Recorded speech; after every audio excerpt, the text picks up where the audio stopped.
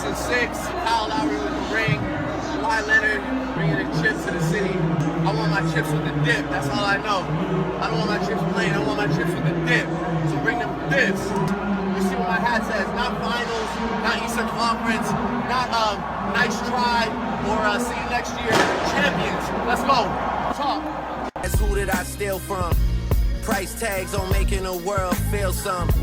They don't have enough to satisfy a real one. Logical Raptors fanatic. Shoot trying to miss. Like every shot. Logical Raptors fanatic. Try to make it so. I was gonna act surprised. Logical Raptors fanatic. Love the game of basketball.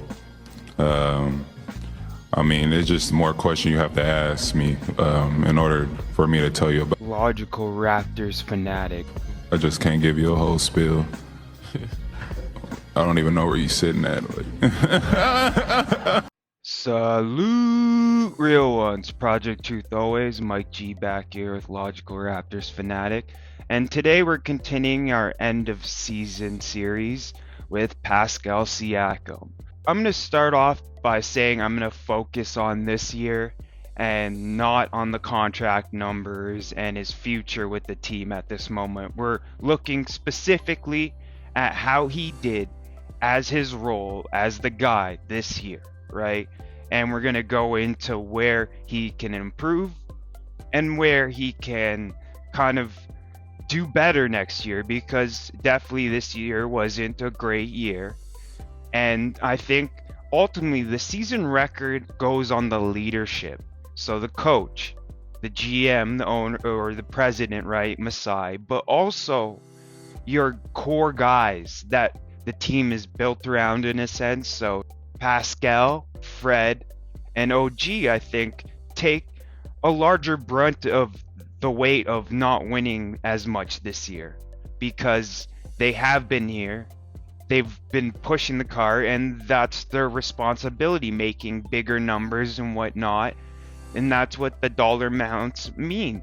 You're paid for wins in this league in a sense. So we're going to hear about how Siakam feels about winning and what really drives him first off.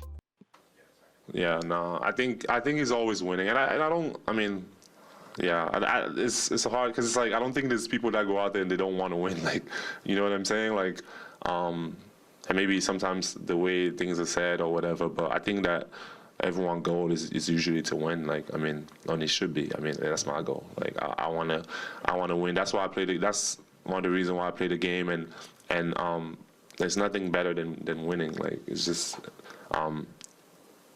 because you put so much, like, especially for me, I put so much into the work and everything. It's like why am I gonna put so much, you know, like, and not have any like reward for me, like, which for me I feel like is winning. Like, it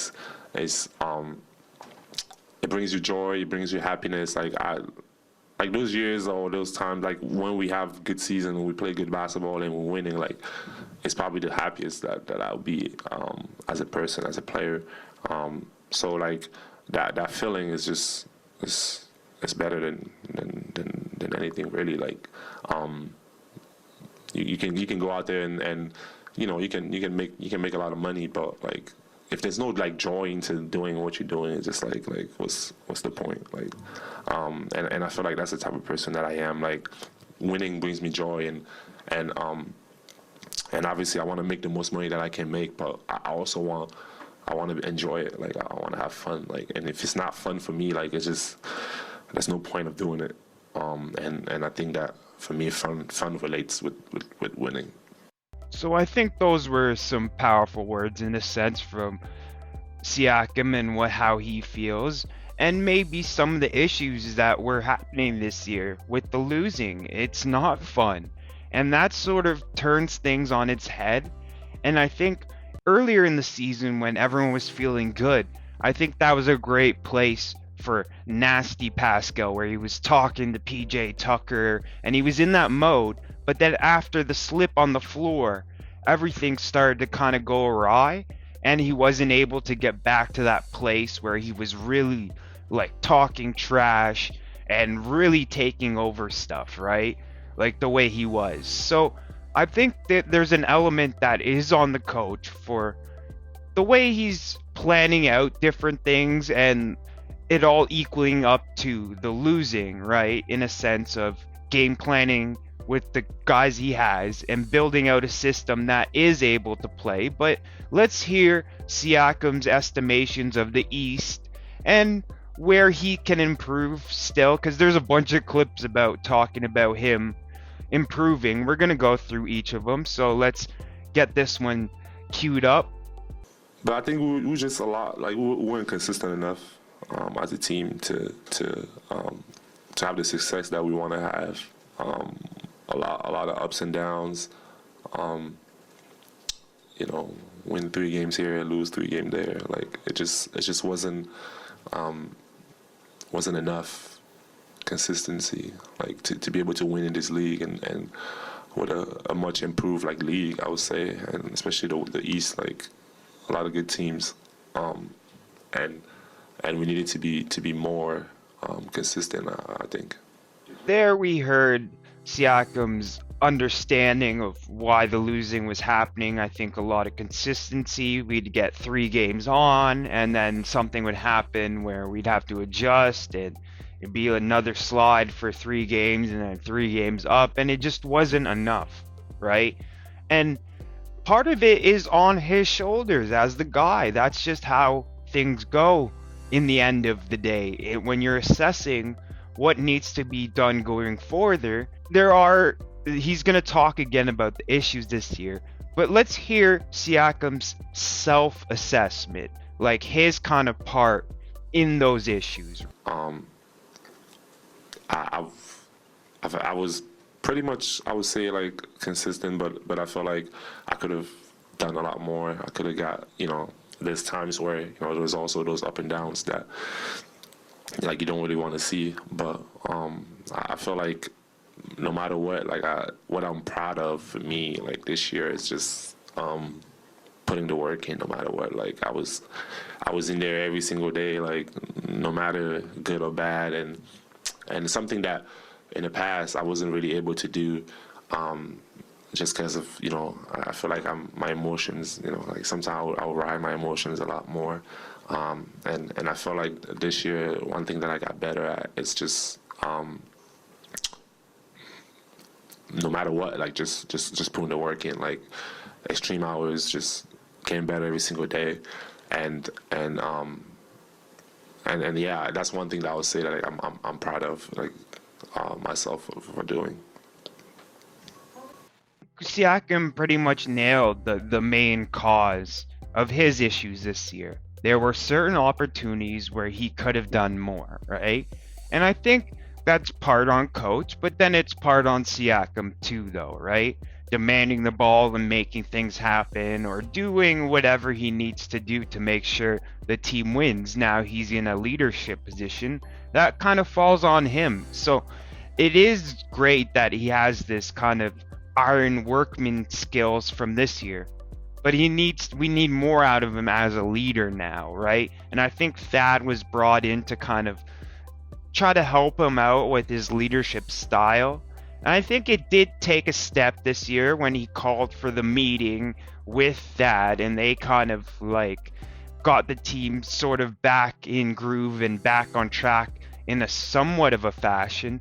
But I think the missing part of that piece was the coach really helping these guys take the thinking off their shoulders more and put it on, like, more set stuff, and, like, find rhythm and find kind of different ways from running a certain play enough times where they can actually learn from different things instead of this kind of the read and react is a more profitable system, but for the younger timeline guys that we have, the guys with up 1 to 3 years of NBA experience, I think they need a more concrete system to kind of find their way into.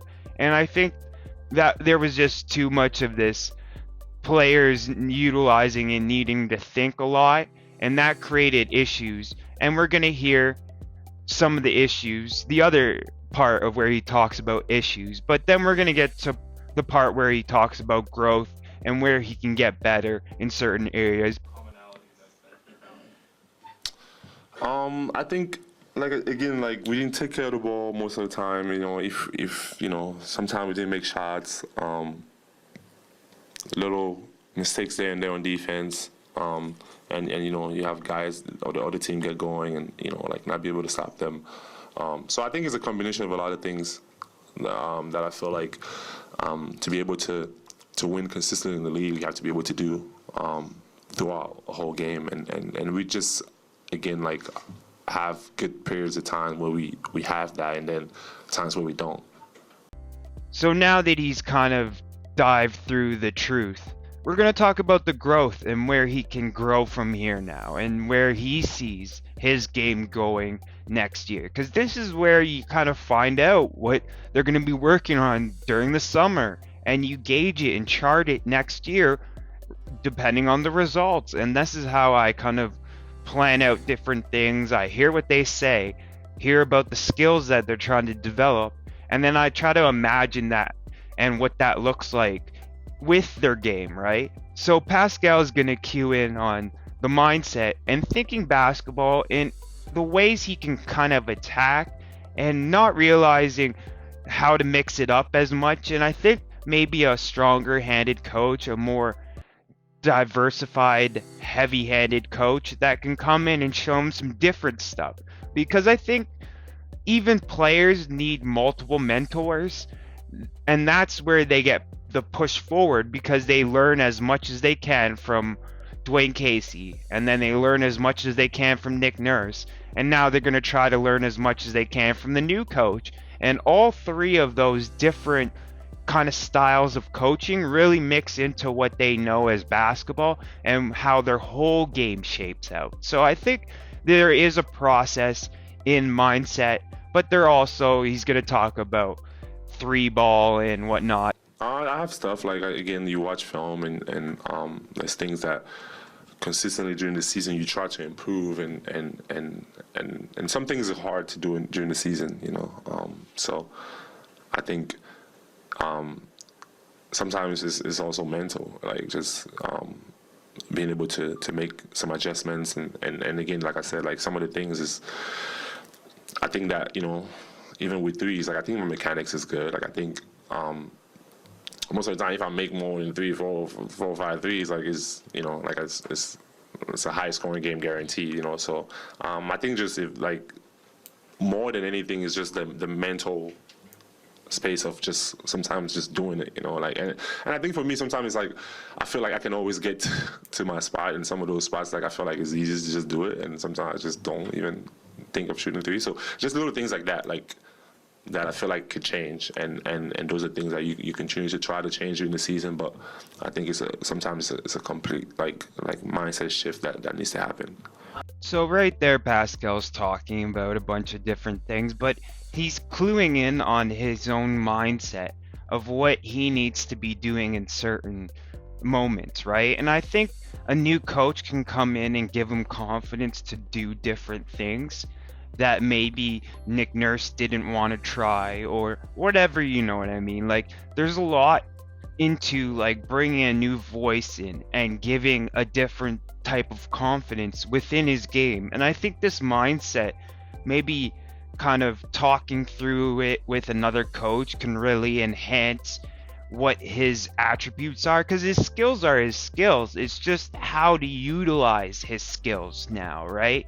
And what's the best fashion, right? So we need to see a different version. I think Masai is gonna be a little bit more involved in the type of game strategy standpoint of what players are mainly doing, because I think with this versatile team, there is a certain direction that has to be played, and then the versatile can be used to adapt to different things, but you still need a main strategy. And so I think Pascal is really, it needs to be in that championship mindset like I have at the top of all my banners and stuff, and really just focusing on what he could be doing to really help the team in whatever circumstance. And I think he talked about going back and watching the tape to really analyze a lot of the decisions he made, and he's going to go into it a little bit more, but I definitely wanted to cue in on that fact right there, right? Yeah, I think my game can always evolve. Like, I never feel like it is enough. Obviously, I can take a lot more threes. You know, ball handling, make better reads. Just with me handling the basketball a lot more sometimes, you know, and just again like just continue to get better. See how I can manipulate the defense a little bit more, a little better, playing the double teams, or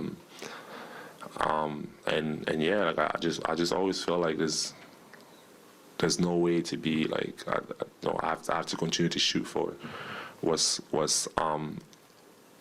out there, and I feel like there's opportunity to reach new levels. There's opportunity to continue to grow and get better. So I'm never going to stop, like just wanting to do that and wanting to continue to scratch and see how much I can squeeze out of my talent. That's a Rico line, but yeah, just seeing how far I can get, like and I do believe that there's a lot more to accomplish for myself. And I love that challenge. I love the challenge of knowing that, you know, because I think even last game was just like everything was going so well, like and then it didn't, you know, and I think that's just always for me a constant reminder of like, you know, there's no satisfaction in anything that you accomplish. You know, like you have to continue to strive to be the best that you can be, and for me, it's just kind of like a story of my life, like just continue to get better. No matter what, there's going to be things thrown at you. Things might not go your way all the time, but you just have to continue to fight and continue to get better. And again, I know that I can handle it, so I take it. But it always motivates me to be the better version of myself. I think that's a decent mindset to come out of this, instead of thinking like, oh, the world's falling, because it is somewhat a small part in the journey. And Siakam sets what he said earlier in the interview. I didn't play it though, but earlier in the interview he sets impossible goals in a sense and really tries to push for them, and that's how he's kind of made the leaps that he has. He's made these goals that don't seem possible for other people, like looking at his situation and what he's expecting of himself. But that's where the coach really needs to support him in this, because he is a really interesting player that really is not satisfied with his game at any point whatsoever and is always looking to get better. And you need a coach that can kind of really support him in the right ways. And I think Nick was starting to fail at some point by not really getting the guys around him proper roles to support his game and whatnot. And I think there's just a lot of inconsistency this year, and he's even remarked on that. And I think he talked about all this other contract stuff and trade stuff, but I'm going to leave that for the extension series video, and we're going to go over his numbers and stuff. I just wanted to go through his role today and what growth and truth, and talking about what's on his shoulders for this year. Even though he did get his second All-Star this year, this team and what he even sees it as the ultimate goal of winning wasn't ultimately done when it needed to be done in the playoffs, where we need to win the most. So I think ultimately Pascal knows exactly what happened this year, in a sense of with him, and I see where he understands of where he failed, and I think he's very correct. So I think when we go back to that self-accountability of the guys that we build, I think it's really important that we have a coach that supports them in the right way so they don't get hit too hard. I hope Spicy can really bounce back and get into that nasty mode, even though this year wasn't so great as like the year before, right? So I think it's really just a mindset, and a new coach might be able to pump his tires up enough where he gets back into that mode. And I'm going to end it off here, and we're going to continue on with the next players next week. But housekeeping, I'm going to start off by saluting the real ones, thanking them for the likes, the subs, the comments, the feedback. It really helps me like shape what I want to say here, and I'm so thankful that there's so many individuals that really give me honest, sincere feedback, and I couldn't be grateful enough for all that invaluable knowledge. Big companies pay a lot for this type of feedback, and I respect it because it's just from the heart, and that's where I want to speak from. And obviously Pascal's got a big extension coming up. There's a lot of interesting stuff within whether he made all NBA and what his number looks like, and I'm gonna go through that. I'm gonna try to find the CBA language and dissect it like from the raw data and really find out what the true logic and mechanics of the second max contract are. And I'll get that for you this summer for sure, right?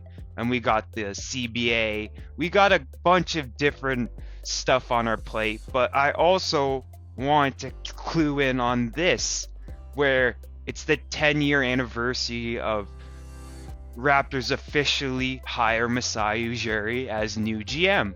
And the date on it is May 31st, 2013.